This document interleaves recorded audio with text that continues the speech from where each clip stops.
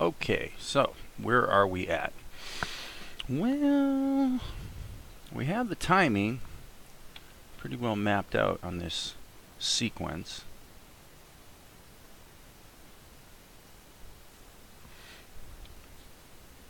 So obviously we got a camera move right there, so there's a lot of ways you could do that. One would be by hitting the animate tool and animating the camera. But I don't want to do that. I'm going to hit the insert key, and I'm going to hit the B key, and I'm going to draw a dot and effectively create a level that is that consists of one drawing.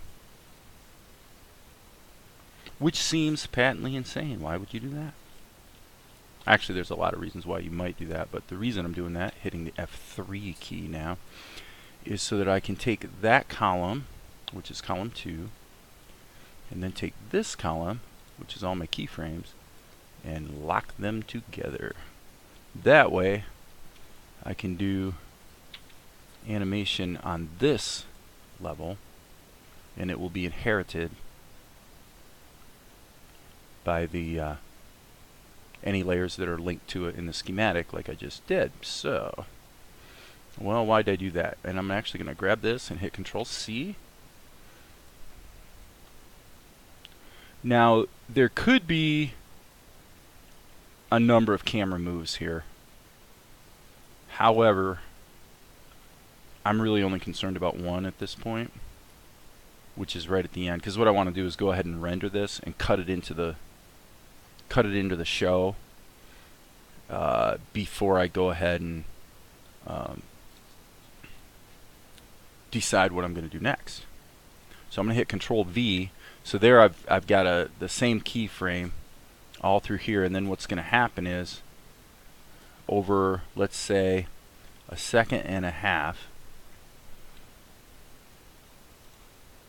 the camera's going to pan up. Now I wonder if I hit Control if that locks it. Nope, Control does the Z-axis, which is definitely not what I want. Let's hit Shift and see what happens. Yes, when I hit Shift, it locks it.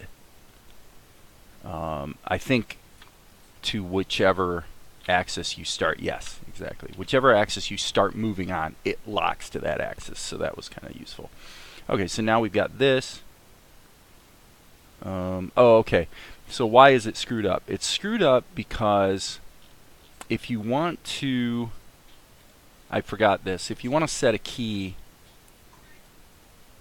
you need to set the key for both scale and position, or else you can set the scale key and then later on it will, if you change the position later on, it'll affect everything that happened previously because there wasn't a position key already set. So that's my bad. So I'm going to hit Control C, grab that key, come down here, grab that one, Control V, puts that right where it's supposed to be, and then he turns around, the camera moves up, and let's take a quick peek at that. And then what I'm going to do is I'm going to go ahead and render this and cut it into the show. Yeah, that part's all got to be animated, obviously. Okay, I like it. So let me make sure this is actually ending where it's supposed to end, and it is. So I'm going to hit Control R, which gives me this, pops open a viewer, and within that viewer, obviously, is the show. And what I'm going to do now is I'm just going to hit the little Save Images button, and then OpenToonz is going to have to think about it. Think. Do I really want to let you do what you're saying you want to do? And what just happened? Save images. Okay, there we go. Okay, so now what we're going to do is we're going to go to the project root, and actually, no, we're not. We actually do not need to save these images within the OpenToonz project. What we want to do is go to my computer and go to the, so we have this folder called anime, but within that folder there's a subfolder called Toons, and then there's a folder that represents this particular project. Well, the renders don't go in there. The renders go here. So let's call this, what is this called? This is called pre-fight dialogue. So I'm going to just go pre-fight dialogue dot tiff, and frankly, I usually don't use tiffs. I usually use pings, but what I've been finding is since I'm bouncing between OpenTunes and Vegas, maybe once in a while GIMP, they all deal with tiffs just fine, so we'll go ahead and use tiffs. I don't really care as long as I can get the job done. So now we come back here and we can see what we have so far, which if you follow my channel, you've seen this 1,000 times, so this is all very boring. What we're going to do is we're going to go right here and we're going to go ahead and just cut in this image sequence in this track. So in order to do that, we need to go File, Import Media, Anime, Render, and gosh, I should have created a subfolder for it. And you know what? I'm gonna go ahead and correct that right now. So what I'm gonna do is click here, and unfortunately I need to click somewhere where there isn't already an image. So new folder, and we're gonna call this pre-fight dialogue. Okay, and then once it's done saving all the images, we'll just copy them all into that folder, and then we'll import from there. It just keeps things a little cleaner. Okay, so we go back here and we can see it's about 2/3 done saving the frames. And this is just cool because it lets us get a feel for how the show is looking. You know, we can at least kind of scan through it and see. Now, in the meantime, I just downloaded the latest beta of Blender 2.8 because I did a little experiment yesterday. And by the way, this is where you want to go if that's of interest to you, builder.blender.org, and there it is, 2.8 beta. And I didn't use Blender 2.8. I used 2.79. If I have to actually get work done at this point, I use Blender 2.79. But I did an experiment yesterday where and I can't show it to you because for various reasons it was on another computer, yada yada yada. It was very interesting because I created a quick model, low poly model, kind of a game quality model, and then rigged it up, did some keyframes to see how the deformation works, you know, and can I bake shape keys into that animation, which you can, you know, it's just kind of doing things in the right order. And then what was interesting is I had only a couple of keyframes, but if you can visualize this, you got maybe 3 or 4 keyframes. Okay, and naturally, okay, so if something moves from here to here, the natural interpolation will be to do something like this. So it's going to interpolate all these frames in between, right? Okay, now that's normal linear or Bezier interpolation. Now, if you had constant interpolation, what would happen is the item wouldn't move at all, and then when it gets to here in time, it'll just jump to here.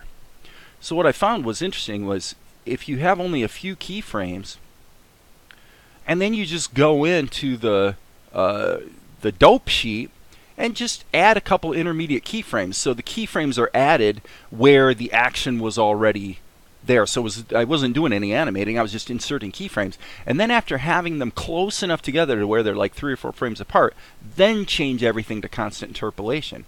And what you got was this really jerky animation that looks like anime. So from my perspective today, being that I'm increasingly serious about getting this thing rocking and rolling in 2019, it seems to me to be pretty certain that rigged 3D characters will be part of this workflow.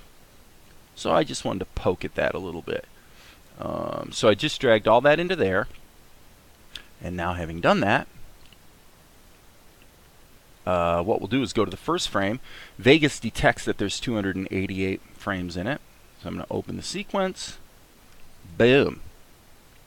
And what are we doing? Pre-multiplied alpha channel. That's interesting. I wonder if it actually has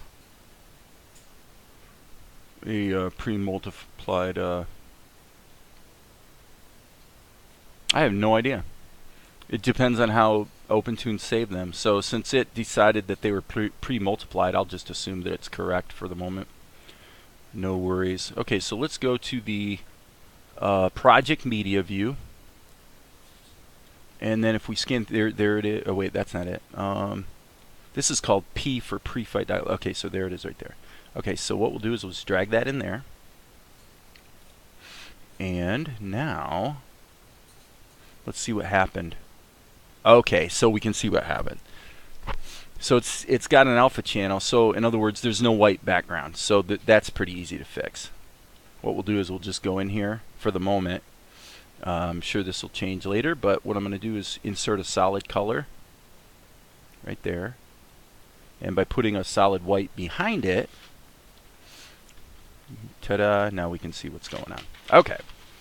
So anyway, I was pretty happy with what I was able to do fairly quickly in Blender. So I'm not enamored of the Blender grease pencil at all as far as a 2D animation tool. But as far as integrating 3D into the workflow, I think it would be naive to think that that's not going to be something that's going to be probably necessary. So anyway, that's why I was fiddling with it.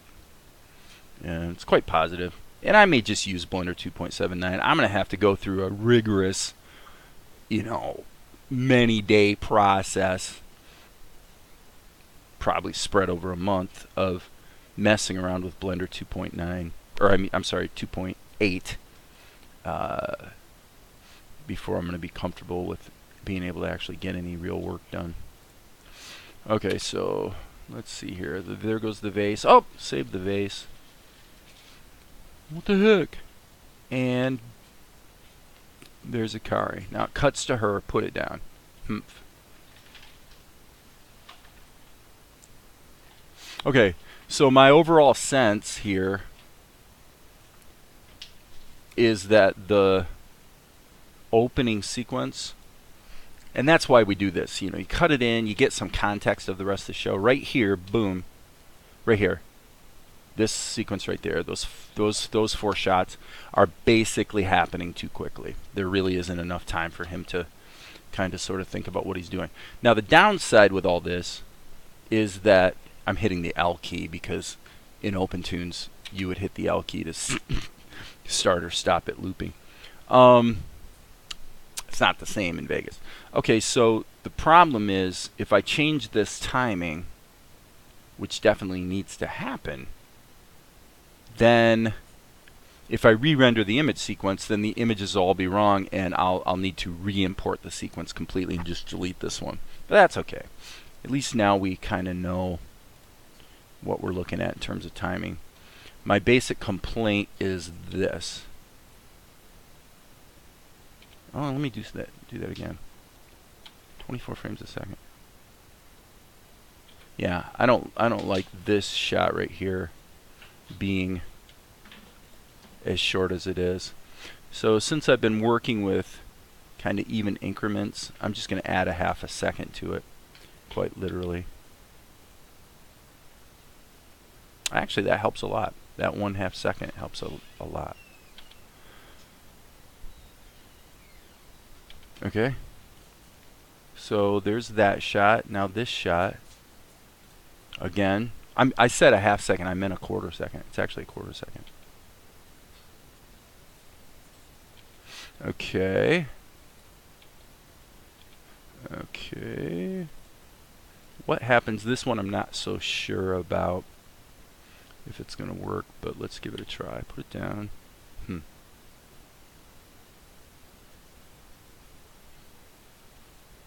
Right there, the GUR.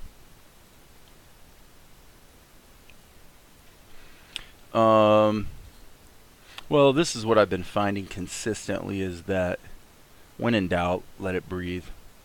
Because we can always, when we bring it into Vegas at the end, we can always cut it shorter. We can always adjust the editing.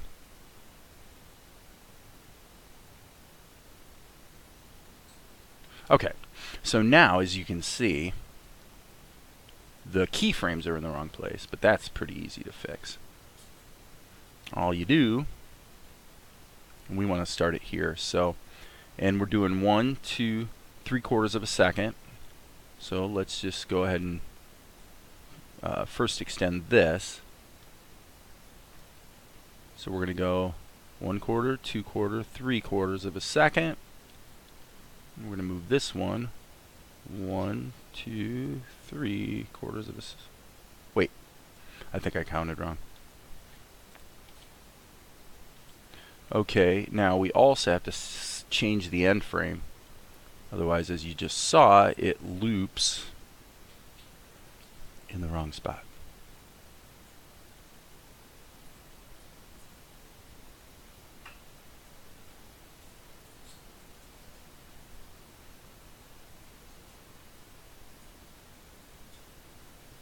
Okay, frankly, I don't think a real cameraman would do this. I'm going to actually push this up a whole half a second. I'm going to push this one up a 1/4 of a second. Ah, that was ugly.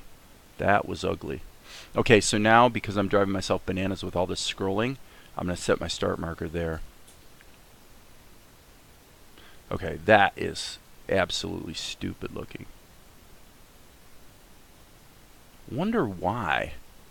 It seems to me that the default interpolation, yeah, why is it stopping there when the keyframe is here? It's there. Yeah, I don't like the easing at all. I wonder what my default is. File, preferences. I believe it'd be X sheet. No, animation. Speed in, speed out. Gosh, I'm gonna change that to ease in, ease out. Yeah, that seems wacky. But of course, this is already screwed up. But let me see. Yeah, look at that. That may be one of the most bizarre software-enabled interpolations I've ever seen. It looks completely stupid. So what do you do? Well, I'm not sure. Yeah, okay. That's what I figured. So let's go to column 2. By double-clicking on that keyframe, it takes me to the function editor. And what I'm looking for is really my north-south. Let me see. And there's my keys. And then what I'm going to do is I'm going to grab all these guys and change my interpolation to, let's just try ease in, ease out. Just see if it works. Now I'm going to drag this to another screen. I think that's probably going to be better, but let's find out. Ah, that is better. Okay. The only complaint would be that a real cameraman would take a 1/4 of a second to respond to what was going on. I think. Unless he really knew what was going to go on. I don't know. Maybe not. Let's try this. Let's pop it up and say, let's anticipate. Okay, that definitely did not work. Okay, so let's go ahead and start it right there. And I'm thinking the ending point needs to happen sooner. So let's just jump that up a 1/4 of a second. Okay, very good. Now what I'm going to do is grab both of these and extend them a full second. And actually I need to, I'm going to actually grab this. And then I can set my, well, okay, that won't work. I'm going to grab that and set auto markers. Now I can watch the whole thing.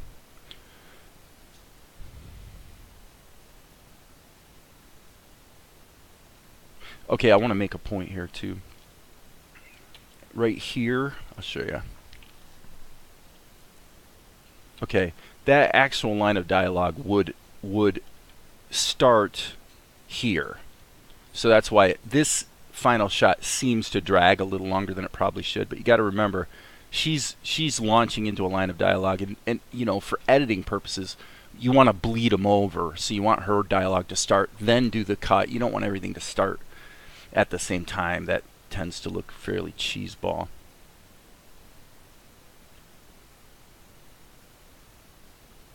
All right, so let's go ahead and, okay, stop.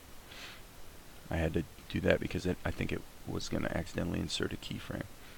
So GR, slowly. We're going to have to do all these keyframes. Valerie, can you act out setting down the vase the way you see it in your head? I want to get a sense of what the actual pace is that he's going to set that down. Just using whatever you want as a prop.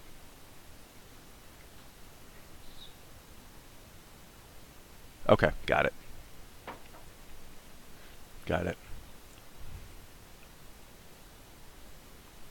2 seconds. Basically 2 seconds. So that means that, oh, this is pretty close. If he starts here, he's got 1, 2, 3, there's 4 quarter seconds. 1, 2, 3, 4. So yeah, if anything, this is too long. But the problem is, we're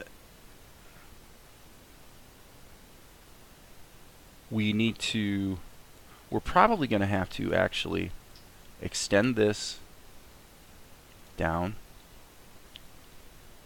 and then cut this out. Okay, because this keyframe takes place later in the action, so right now it's kind of occurring, we're reaching that keyframe too soon. Okay, so now this is completely boogered up, so I'm just going to save it and close it because I won't get back to that today anyway. What I think we need to do is get serious about these keyframes, because this action is not simple. It's not the kind of thing, like there's some things you can do where you just say, okay, I know what I'm going to do and I know it's going to work, so we'll set that aside for now. This is not like that. This is going to be a little bit more persnickety to get this action to look good, because we got to go from here, and invariably the director is going to want less keyframes, fewer keyframes than I would tend to put in there, because she's a very demanding director. Yeah, in fact, honestly, there's a few things wrong here. Okay, number one, I think what we'll do is, let's go here and say this is going to also be drawing 16A. So there it is. Wait. Oh, okay, I can't do that. Never mind. I have to, I really do need to drag this down to here. Okay. So I'm just going to cut these out again. I know I'm sort of saying do it here, and then when I drag it, because I'm thinking about two things at once, I'm probably doing it in the wrong spot actually. So, but here, okay, so now we can look at this, and we better set the start marker here, and we'll give her 1 second after she says it. So this is what we see. Okay, perfect. I think it's perfect anyway. Okay, so that means we can go here, and now what we're going to do is we're going to say we got 1 second, 2 seconds. Okay, so our 2 second point actually starts here. I'm going to insert a note about that. Okay. Don't really like the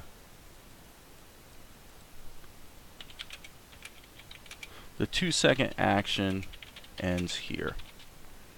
Okay, and let's post that. Okay, so that way I know in my mind where the action ends. Okay, so she says slowly, and then he starts moving. So you got quarter, quarter, quarter, quarter. So there's 1 second, and quarter, quarter, quarter, quarter. So there's 2 seconds. So basically, once we get to frame 241, he rests, and then 3/4 of a second later she says that's better, and in all likelihood she would start saying that before it actually cuts to her.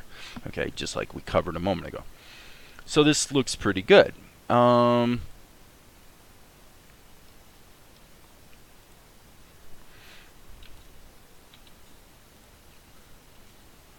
Okay, and she says slowly here. So I haven't really done this a lot, but start putting it down. This is actually a very useful thing, I must say, in OpenTunes, is you just click this right here and you can add a memo anywhere, and you can drag it around. You can drag it anywhere in the interface just so you can remember what you were going to do. And that's super cool. Okay. So the reason I did that was I wanted to time this out. We got 2 seconds, and we know we're going to end here and land. So I think every half second we put in a keyframe. I think that's the plan. So we put in a keyframe here, and I'm going to do it by hitting the D key. D key. D key.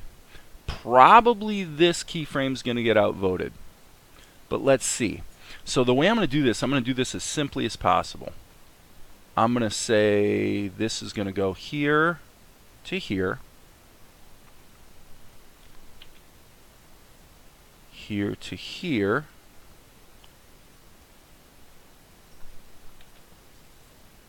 and we're kind of doing an ease out. So in other words, the closer he gets to the final pose. Okay, the problem with this shot is kind of a big problem, which is that needs to be deleted. Part of the comedy of it lies in the fact that his head position doesn't change through the whole thing. He's watching Akari. So he's kind of, it'd be almost like you've commanded your dog to sit down, and the dog keeps his eye on you as he slowly sits to make sure, did I do it right? Did I do it right? Did I do it right? Okay. All right, so let's look at this. Valerie, take a peeky poo. Okay, so she's going to say, I'm going to come back to here. Okay, yeah. So she says slowly.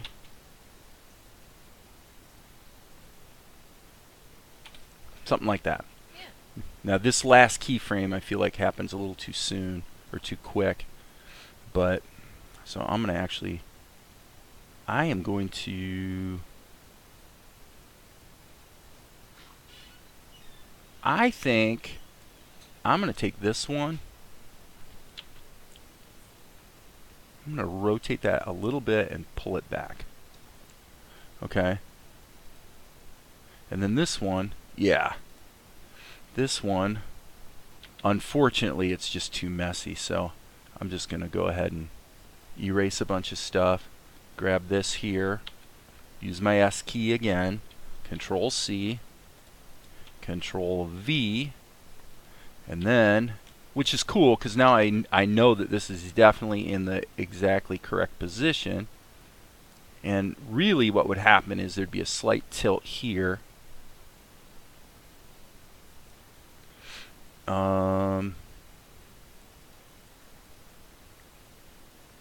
And so now I'm going to go ahead and start making some adjustments.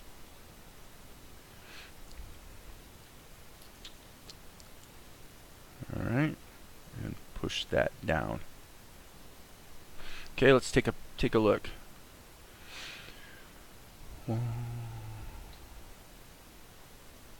That's not bad. That's not bad. It's not perfect. Frankly, being an anime and wanting to err on the side of fewer keyframes, my preference by far would be to, I'd be doing this on 2s. It would look really smooth like a Tom and Jerry cartoon, but that's not really, the mandate. So now let me see here. We've got this little indicator of Akari's nethers, you might say. So let's go back up here. And let's just keep going back. And pasting them in. Okay. And with that, I'm going to come back and do more later, but I'm going to go ahead and make this a video because we're right at the 30-minute point in 5, 4, 3, 2, 1. Boom. More later.